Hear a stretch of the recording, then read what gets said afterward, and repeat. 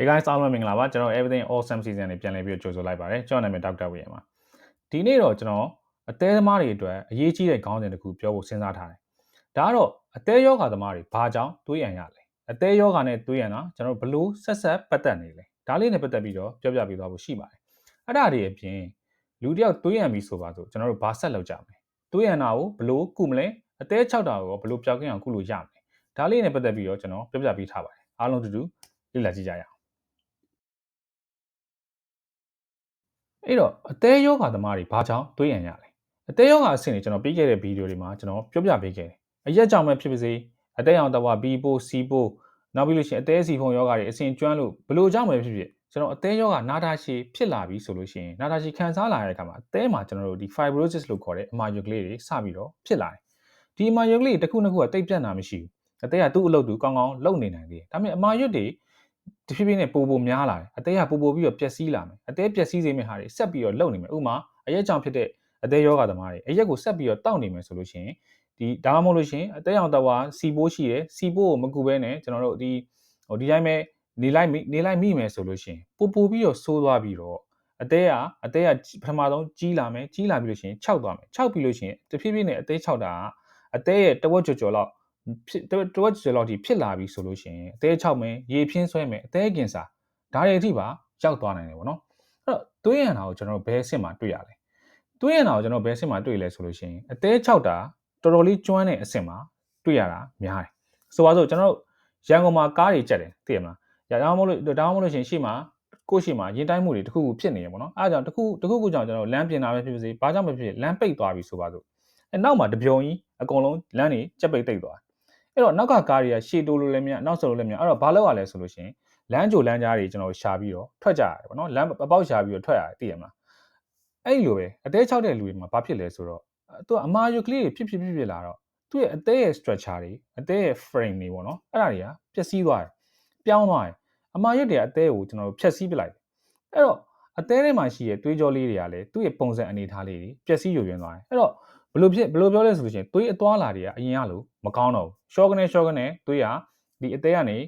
ဒီနှလုံးကိုပြန်ပြီးတော့သွားဖို့မလွယ်တော့ဘူးပေါ့နော်လမ်းပိတ်သွားတယ်ပေါ့အဲ့တော့အဲ့ဒါကိုကျွန်တော်တို့ဘယ်လိုခေါ်လဲဆိုလို့ရှိရင် portal hypertension လို့ခေါ်တယ်ဒါအသေး6တဲ့လူတွေမှာအဲ့ဒီအဆင့်ဖြစ်တယ်ပေါ့နော်အသေးရဲ့သွေးပြန်ကြောမာကြီးတွေမှာသွေးတိုးနေတယ်ပေါ့နော်ဘာလို့လဲဆိုတော့ဒီအရှိမပိတ်နေတော့နောက်ကိုဆက်သွားလို့မရမယ်နောက်ကသွေးတွေကအိုင်လာပြီးတော့အထက်မှာ pressure တွေများလာအဲ့တော့ तू ကလည်းကျွန်တော်တို့ကားတွေလိုပဲသွေးရသိရမလားခန္ဓာကိုယ်ကလည်းအဲ့လိုပဲကားတွေလိုပဲအရှိမလမ်းပိတ်နေပြီဆိုတော့ကျွန်တော်တို့အပေါက်ရှာပြီးတော့တခြားနေရာနေထွက်ဖို့ကြိုးစားတယ်အဲ့တော့ဘယ်နေရာကိုသွားလဲဆိုတော့ तू နဲ့အနီးဆုံးဖြစ်တဲ့အစာအိမ်တို့ကျွန်တော်အစာရည်မျိုးပြုံတို့အဲ့ဒီလိုနေရာနားမှာရှိတဲ့သွေးကြောတွေကိုသွေးတွေကစုပြုံပြီးတော့တိုးသွားကြတယ်အဲ့တော့ငကိုတွေကအထဲမှာဒီအစာအိမ်တို့အစာရည်မျိုးပြုံလမ်းအနားတွေမှာရှိနေတဲ့သွေးကြောတွေထဲမှာသွေးတွေလည်းရှိနေအဲ့သူတို့ထဲမှာရှိနေတဲ့သွေးတွေရောနောက်ကအသေးကနေရောက်လာတဲ့သွေးတွေရောများပြီးတော့အဲ့ဒီထဲမှာသွေးတွေကသွားပြီးတော့စုပြုံပြီးတော့တိုးဘာဖြစ်လဲဆိုတော့အဲ့သွေးကြောနိုင်ရန်လေးရဖြစ်ဖြစ်နဲ့ပါလာပြီးတော့ကျွန်တော်တို့ခြေထောက်မှာသွေးကြောထုံးလိုမျိုးဒီအစာရည်မျိုးပြုံရဲ့အတွင်းနိုင်ရန်တွေမှာသွေးကြောထုံးတာလေးဖြစ်လာအဲ့တော့သွေးကြောထုံးတာလေးရဖြစ်ဖြစ်နဲ့pressure ကြီးများလာတဲ့အခါမှာတင်းပြီးတော့ပေါက်သွားတယ်အဲ့လိုပေါက်တဲ့အခါမှာကျွန်တော်တို့သွေးတွေအန်တာပဲပေါ့နော်သွေးရန်တဲ့အဆင့်ကိုရောက်လာတော့တာပဲအဲ့လိုအန်တဲ့အခါမှာလဲသွေးကအယောင်ရဲတွေအန်တတ်တယ်အဲ့လိုသွေးအယောင်ရဲတွေအန်တတ်တယ်လို့နောက်ပြီး coffee ရောင်တွေလည်းအန်တတ်တယ်များသောအားဖြင့်ကတော့သွေးအယောင်ရင်းဆိုလို့ရှိရင်တော့ဒီကျွန်တော်တို့ဒီအစာရည်မျိုးပြုံးပေါ့နော်အစာအိမ်နဲ့အစာရည်မျိုးပြုံးနဲ့စုံတဲ့နေရာအဲ့နှစ်ခုနေရာမှာအဲ့နှစ်ခုဂျားထဲမှာရှိတဲ့သွေးကြောထုံးတွေပေါက်ပြီးတော့အန်တာအဲ့ရနေလာတာသိမှာဒါပေမဲ့ coffee ရောင်အန်ပြီဆိုလို့ရှိရင်သူ့အောက်နေရောက်တယ်အစာအိမ်ကနေလာတာများတယ်သူအစာအိမ်ထဲမှာဆိုလို့ရှိရင်ကျွန်တော်တို့အစာချေရည်တွေအန်ဇိုင်းတွေကြောင့်ဒီသွေးကအယောင်ပြောင်းသွားတယ်ပေါ့နော်ထွက်တဲ့သွေးကအဲ့တော့ဘယ်နေရာကနေထွက်တဲ့သွေးလဲဆိုတာဘာကြောင့်သိဖို့အရေးကြီးလဲဆိုတော့ကုသရေးနေရာမှာအင်မတန်ထောက်ကူဖြစ်တယ်ပေါ့နော်အဲ့တော့သွေးအယောင်ဘာယောင်ထွက်တာလဲဘာယောင်ထွက်လဲဆိုတာအစားကျွန်တော်သိဖို့အင်မတန်အရေးကြီးတယ်ပေါ့နော်ကုသရေးနေရာမှာကျွန်တော်ထောက်ကူဖြစ်တာပေါ့အဲ့သွေးရန်တိုင်းအသေး6တာကြောင့်လား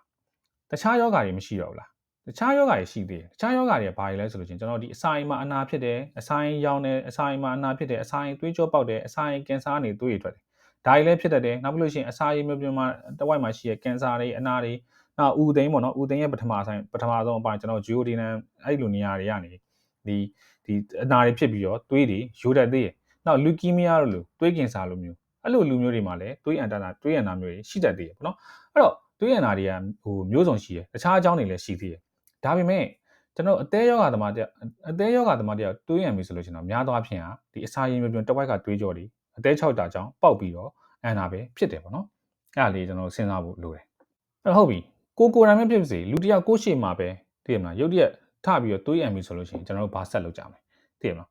းအဲ့ဒါကျွန်တော်တို့ဘလို့ပဲတွေးရပါစေတွေးရပြီဆိုရင်သိထားပါဒါသူ့အတူပြန်ပြီးတော့ကောင်းသွားမယ့်ယောဂမဟုတ်တော့အရေးပေါ်ဆေးရုံတက်ပြီးတော့ကုသမယ့်အခြေအနေဖြစ်နေပါတော့ဒါကြောင့်ချက်ချင်းဆေးရုံသွားဖို့စီစဉ်ရမယ်ကိုယ်တိုင်မစီစဉ်နိုင်လို့ရှိရင်ကိုယ်တိုင်တွေးအံနေလို့ရှိရင်တော့ကိုယ်တိုင်ဘာမှမလုပ်နဲ့ငြိမ်ငြိမ်လေးထိုင်နေဘေးနားမှာရှိရဲ့ကိုမိသားစုပတ်ဝန်းကျင်တရားရောက်ကိုအကူအညီတောင်းဆေးရုံကားခေါ်ခိုင်းတာမျိုးတွေဆေးရုံသွားဖို့ပြင်ခိုင်းတာမျိုးတွေလုပ်ရမယ်ပေါ့နော်အဲ့ဒါကြီးမလုပ်ခင်ကိုယ်တိုင်တွေးအံနေရဆိုလို့ရှိရင်ဘာလုပ်ကိုယ်တွေးနေပထမဆုံးစိတ်ကိုငြိမ်ငြိမ်ထားတတိကောင်းကောင်းရှိရဆိုလို့ရှိရင်ကိုတစောင်းလှဲအိတ်လိုက်သိမလားဘာဖြစ်လို့ဆိုတော့ထပ်ပြီးတော့အန်တဲ့အခါမှာတတိယအချိန်မရွေးဟိုမေ့သွားတာလေမေ့သွားတာမဟုတ်တော့တတိယဟိုသိရမလားမိုက်ခနဲ့ဖြစ်သွားတာမျိုးတွေဟိုတတိယော့သွားတာမျိုးဖြစ်တတ်တယ်အဲ့လိုခါမှာဆက်ပြီးတော့အန်လိုက်မိမယ်ဆိုလို့ရှိရင်အန်ဘက်ဆို့သွားနိုင်တယ်သိရမလားအားကြောင့်မလို့ရှိရင်ကျွန်တော်ဘေးကိုတစောင်းလှည့်လိုက်ဒါဆိုလို့ရှိရင်အန်ဘက်ဆို့တဲ့ chance ကအင်မတန်နည်းသွားရပါတော့နောက်ပြီးလို့ရှိရင်ဆရာဝန်မညွှန်ကြားမချင်းကိုကျွန်တော်တို့စာစားတာတွေရေတောက်တာတွေဘာမှမလုပ်နဲ့တွေးရတာဘယ်လောက်ရှိလဲနောက်ပြီးလို့ရှိရင်တွေးအယောင်ဘာအယောင်တွေထွက်လဲဒါတွေကျွန်တော်တို့အသေးစိတ်မှတ်သားထားဖို့လိုတယ်ပေါ့နော်တွေးရတဲ့လူအကုန်လုံးဒီပါတွေးသွင်းရတတ်တယ်သိရမလားအဲ့တော့ကိုယ်တိုင်ပဲဖြစ်ပါစေတခြားလူရှေ့မှာအန်နေပြီဆိုလို့ရှိရင်ဒီအချက်တိုင်းလို့ကိုယ်တိုင်လည်းစိတ်ကိုငြိမ်ငြိမ်ထားအဲ့ဒီလူကိုဘေးဆောင်လေးလှည့်ပေးလိုက်ပြီးလို့ရှိရင်ဆေးရုံသွားဖို့ကျွန်တော်တို့ဟိုတေးချာပြင်ဆင်ပေးပေါ့နော်ပြီးရင်ဆေးရုံသွားပြီးဘာဖြစ်လဲတွေးဘလောက်ထွက်လဲဘာအယောင်လဲဒါရအစဆရာဝန်ကိုပြပေးဖို့လိုအပ်တယ်ပေါ့နော်အဲ့ကျွန်တော်တို့ဘယ်လိုကုသမလဲဆေးရုံရောက်သွားပြီကျွန်တော်တို့ဘယ်လိုကုသကြမလဲပေါ့နော်ဆေးရုံရောက်ပြီဆိုတော့ဆရာဝန်ကပထမဆုံး patient ကို stable ဖြစ်အောင်အရင်လုပ်ရတယ်တွေးပေါ်ခြင်းတွေကျနေပြီဆိုလို့ရှိရင်ကျွန်တော်တို့ drip ချိတ်တာမျိုးတွေအောက်ဆီဂျင်ပေးရမျိုးတွေနောက်ပြီးလို့ရှိရင်သွေးသွင်းတာမျိုးတွေလိုအပ်လို့ရှိရင်လုပ်ရတယ်ပေါက်နေတဲ့သွေးကြောကိုဖားဖို့ကြတော့ကျွန်တော်ဘာလုပ်ဖို့ပဲလိုလဲဆိုလို့ရှိရင်အစာရင်မှန်ပြောင်းကြည့်ရဲ့ဆေးရုံအစာရင်မှန်ပြောင်းဟိုကြည့်ရဲ့ဌာနရှိရဲ့ဆေးရုံဆိုလို့ရှိရင်တော့အရေးပေါ်ကျွန်တော်ဒီအစာရင်မှန်ပြောင်းကြည့်ပြီးတော့ပေါက်တဲ့နေရာကိုရှာအဲ့အပေါက်ကိုဖားတာမျိုးတွေ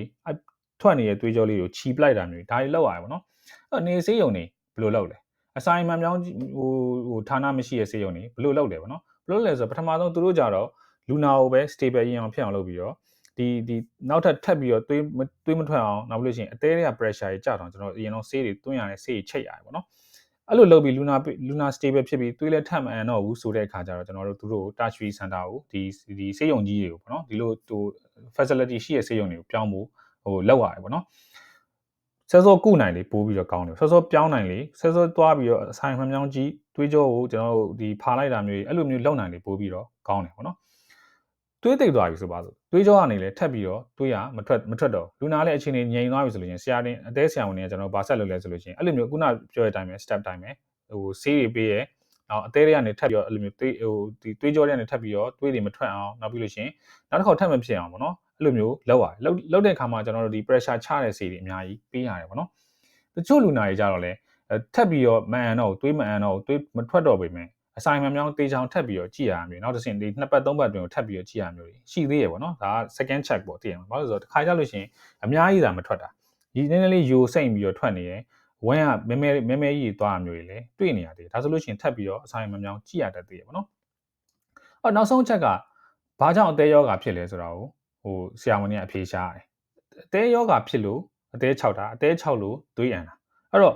ဖြစ်တဲ့ cause ကိုကျွန်တော်တို့လိုက်ပြီးတော့ရှားရတာပေါ့နော်ဒီသွေးရည်နေဆိုတာ effect ပဲရှိသေးတယ်အကြောင်းနဲ့အကျိုးမှာသူကအကျိုးပဲရှိသေးတယ်အဲ့တော့အကြောင်းကိုလိုက်ရှာပြီးတော့ကျွန်တော်တို့ကဟိုကုလို့ရရင်ကုဖို့စဉ်းစားရတယ်ပေါ့ကုလို့မရလို့ရှင်လဲကျွန်တော်တို့ဆက်ဆိုးမသွားအောင်ဘယ်လိုလုပ်ရမလဲဆိုတာကိုကျွန်တော်အဖြေရှားရတယ်ဥပမာထားပါတော့အရက်ကြောင့်အသေး6တယ်ဆိုလို့ရှင်အရက်ကိုဖြတ်လိုက်လို့ရှင်အသေးကဆက်မ6တော့ဘူးပေါ့ရှင်းတယ်သိရမှာအဲ့တော့အဲ့အချိန်မှာဆက်မ6တော့တဲ့အသေးကိုကျွန်တော်တို့က supportive treatment တွေပေးပြီးတော့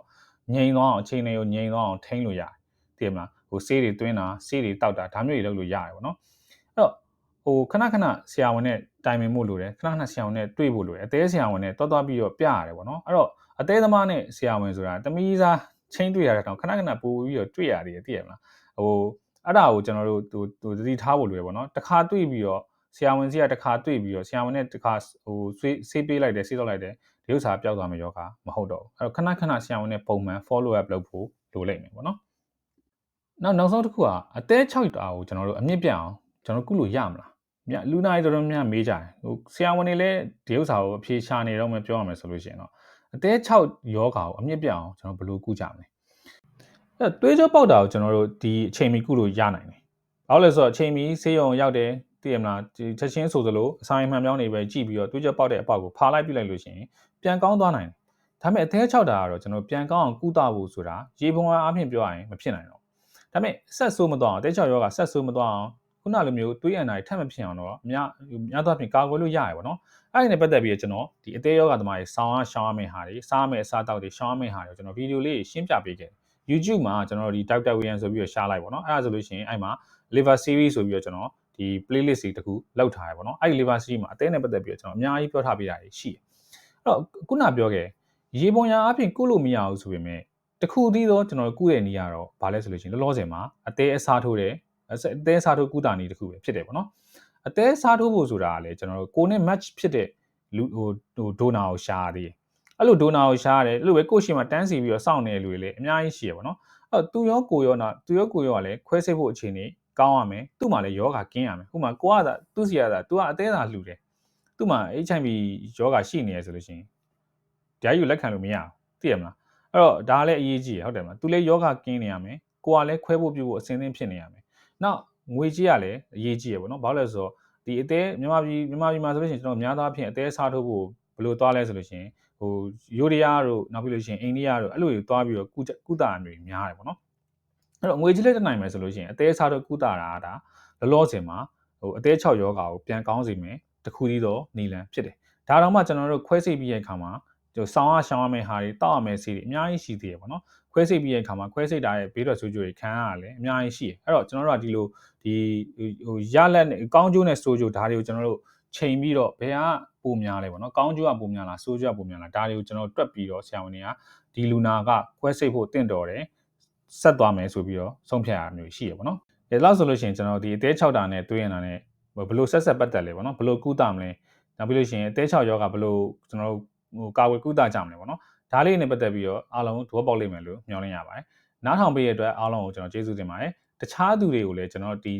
ဘ ഹു တုဒရဖို့အတွက်ကျွန်တော် channel လေးကို like and subscribe လုပ်ပေးပါနောက် comment လေးအောက်မှာမေးစရာရှိတာလေးမေးလို့ရတယ်နောက်ပြီးလို့ရှိရင်ပြန်ပြီးတော့လည်း share ပေးကြပါလို့တောင်းဆိုပါရစေအသေးနဲ့ပတ်သက်ပြီးတော့သိချင်တာရှိရင်ဒီဗီဒီယိုအောက်မှာကျွန်တော်တို့ဒီ comment မေးထားလို့ရရပါတော့ကျွန်တော်ကြုံတဲ့အခါမှာပြန်လည်ပြီးတော့ဖြေချပေးသွားပါမယ်ဒါပေမဲ့ဒီမှာပြောတဲ့ခေါင်းစဉ်တွေကများသောအားဖြင့်ကတော့ကျန်းမာရေးအထွေထွေဘ ഹു တုဒအတွက်ဖြစ်တယ်ပေါ့နော်စေကူတာဖို့ခံယူဖို့လိုတယ်ဆိုလို့ရှိရင်တော့ကိုယ့်ရဲ့ GP တို့ကိုယ့်ရဲ့တမားတော်တို့နောက်ကိုယ့်ရဲ့အထူးကုဆရာဝန်တွေနဲ့ဆက်သွယ်ပြီးတော့ဟိုအကြံဉာဏ်တောင်းပါလို့ကျွန်တော်တိုက်တွန်းပြသည်အားလုံးကိုစိတ်နှပြကျန်းမာချမ်းသာကြပါစေ I'll see you next time bye now